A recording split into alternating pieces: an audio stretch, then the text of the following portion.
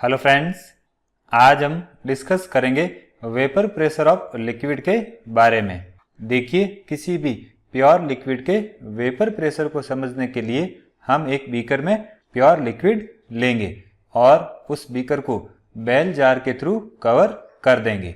अब देखिए, इस बीकर में जो प्योर लिक्विड फिल किया हुआ है उसके कुछ मॉलिक्यूल्स ऐसे होते हैं जिनके पास सफिशिएंट एनर्जी होती है और ये मॉलिक्यूल्स क्या करते हैं, इस सरफेस की लिक्विड से वेपर के फॉर्म में एस्केप कर जाते हैं और वहां पर फिल हो जाते हैं जहां पर बीकर और बेल जार के बीच में स्पेस प्रेजेंट होता है।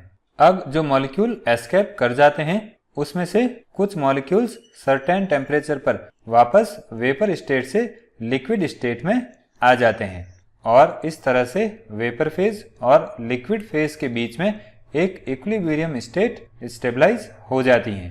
तो इस सिचुएशन में गिवन टेम्परेचर पर वेपर जो प्रेशर एक्सर्ट करती हैं उसको ही हम वेपर प्रेशर ऑफ लिक्विड कहते हैं। अब बात करते हैं वेपर प्रेशर के लोअरिंग की। मीन्स किसी भी प्योर लिक्विड का जो वेपर प्रेशर है वो लो कैसे होता है।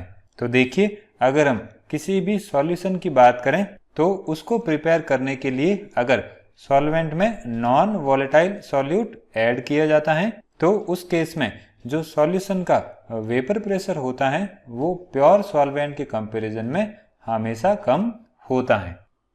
अब इसको एग्जाम्पल से समझते हैं। यहाँ पर हमने दो बीकर लिए हैं। बीकर ए में प्योर सॉल्वेंट फिल किया हुआ है और बीकर बी में एक सॉल्यूशन फिल किया हुआ है जिसमें सॉल्यूट का 1 मोल लिया गया है और सॉल्वेंट का भी 1 मोल लिया गया है। अब इन दोनों बीकर्स में जब लिक्विड सॉल्वेंट का एवोपरेशन होगा तो यहाँ पर इस लिक्विड सरफेस के ऊपर उस सॉल्वेंट के वेपर मॉलिक्यूल्स प्रेजेंट होंगे। अब अगर हम इन दोनों वेपर्स को कंपेयर करें तो केस ए की जो वेपर्स हैं वो केस बी के कंपैरिजन में ज़्यादा होती हैं।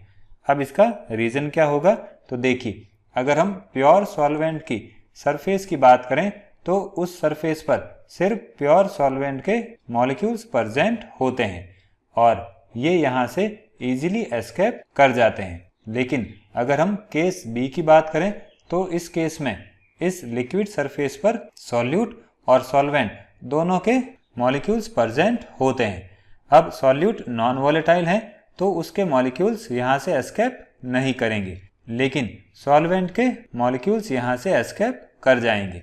तो इस तरह से इस सरफेस पर नॉन वॉलेटाइल सॉल्यूट के मॉलिक्यूल्स प्रेजेंट होने की वजह से प्योर सॉल्वेंट के मॉलिक्यूल कम एस्केप होंगे। सिंपली हम कह सकते हैं जो सॉल्यूट के मॉलिक्यूल्स हैं उस वजह से प्योर सॉल्वेंट के मॉलिक्यूल्स कम एस्केप होते हैं और जब प्योर सॉल्वेंट के मॉलिक्यूल एस्केप कम करेंगे तो उस केस में जो सॉल्यूशन का वेपर प्रेशर है वो भी क्या हो जाएगा, कम हो जाएगा और प्योर सॉल्वेंट के केस में सरफेस मॉलिक्यूल्स इजीली एस्केप कर जाते हैं, इसलिए इसका वेपर प्रेशर भी सॉल्यूशन के कंपैरिजन में हाई रहेगा।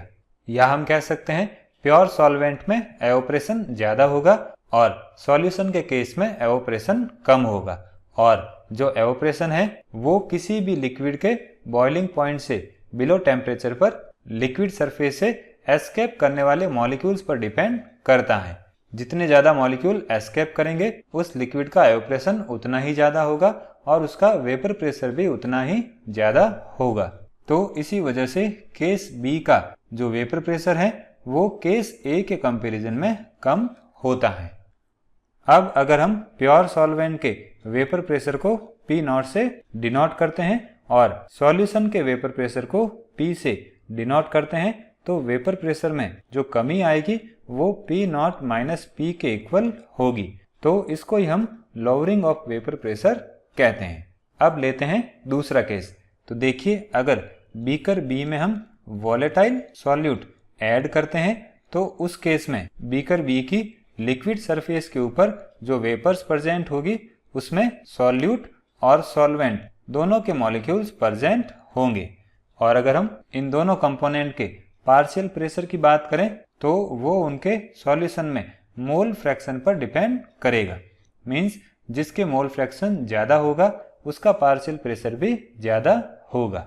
सपोज सॉल्यूट का मोल फ्रैक्शन 0.4 है और सॉल्वेंट का मोल फ्रैक्शन 0.6 है, तो इस केस में सॉल्वेंट का पार्शियल प्रेशर ज़्यादा रहेगा।